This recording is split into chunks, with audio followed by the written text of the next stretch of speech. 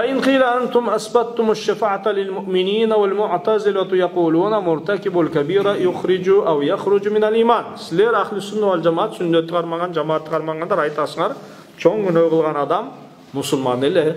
Ağa paygambarız şafaatın korgosun bolat.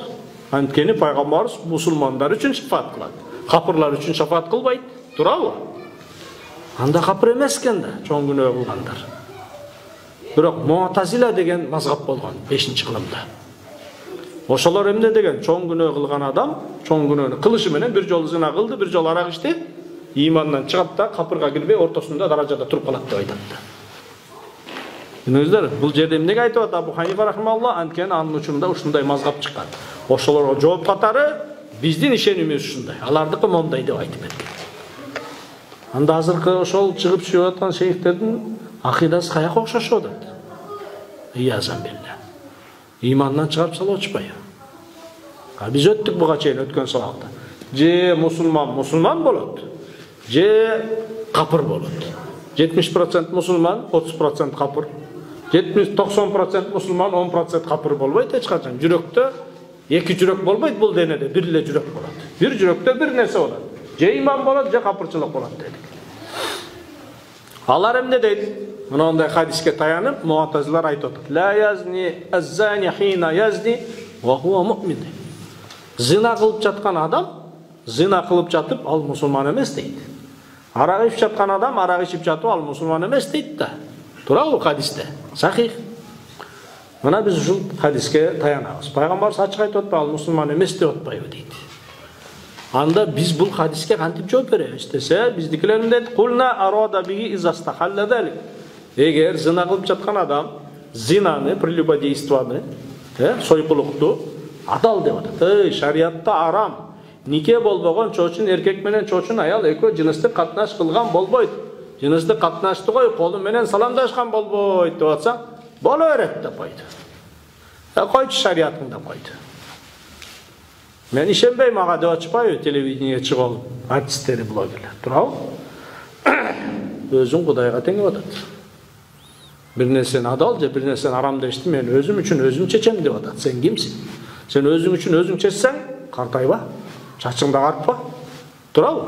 Көзүңдү бакырайтып, бир көзүңдү алтын, бир көзүңдү күмүш кылып ал. Оң кулагыңды платина кылып, сол кулагыңды дагы зергерден кылып ал. Турабы? Жүрөгүңө 5 жүрөк салып ал, өлбөй эле кой да. Турабы? Картайбай эле кой. Жумуш иштебей эле, бай эле отура бербейсиң анда сен анчалык эле Кудай сынып баратсаң. Турабы? Канчалык жаңылышып бараткан бул туугандарыбыз. Изастахалла дейт, бир нерсени шарият арам десе ошону адал деп койсо, өзүң Кудай Тааламдын өкүмүнө каршы чыгышы менен өзүң Кудайга теңегендей болуп калат. Ушун менен имандан чыгып кеткен болот дагы. Болду, бул адам зина кылып аткан учурда бул мусулман эмес деген мына хадисте ушул маана айтылып атат. Бирок зина кылып жаткан адам мусулман, эркек болсун, аял болсун, көпкө чейин нике көрбөйт. Нике көрүп туруп ажырашып кетти. Шахватын тыя албай атат. Табып үйлөнөйүн десе катын таппайт. Катын толтура, бирок таппайт. Күйөөгө тиейин десе нормальный эркек жок, мисалчы. Шахват калдырып койду, адам пендечилик калдырып койду. Алсыздык кылып койду дагы, анан көзүнө сулуу татнакай көрүнүп кетти, мисалчы. Жыныстык катнаш кылып койду. Адал деген жок, ого билет арам. Бирок алсыздык кылып ошону кылып койсо, бул адамды биз капыр дейбизби? Му'тазилалар капыр дейт. Капыр дебейт, балки алар эмне дейт? Мусулманчылыктан чыгып, капырчылыкка жетпей ортосунда туруп калды дейт. Башка бир экинчи мазхабтын ичиндеги эле экинчи сөзү боюнча болду, чыгып кетти дейт да. Хаваричтер, алар дагы азыркы учурда жанагындай чыгып аткандар эмне деп атат? Болду, мусулман эмес деп ачпайбы. Ал адал деген жок, мусулманчылыктан чыгып кетиши. Арам эле деп атат, бирок мен тыя албай атам дейт да. Арак ичип жүргөн бир туугандар айтса, токтото албай атам мен дейт да. Билем бул арам экен. Кечирип койчу дейт. Молдону көрсө отура калат, азанды укса отура калат. Иман бар жүрөктө. Үмүт бар. Кесе чапканга кандай акың бар. Пайгамбарыбыз кимге дейт? Мен ушундай бечара үчүн сөз сүйлейт дейт. Ушул бечарага мен төшүмдү тосуп берем деп атат. Анткени ла илаха иллаллах Мухаммад Расулуллах бар.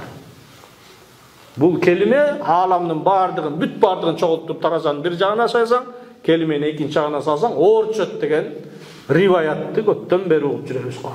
Акыйкат, акыйкат. Ушул келиме менен же сен түбөлүк рахатта болосуң, же сен түбөлүк азапта болуп каласың.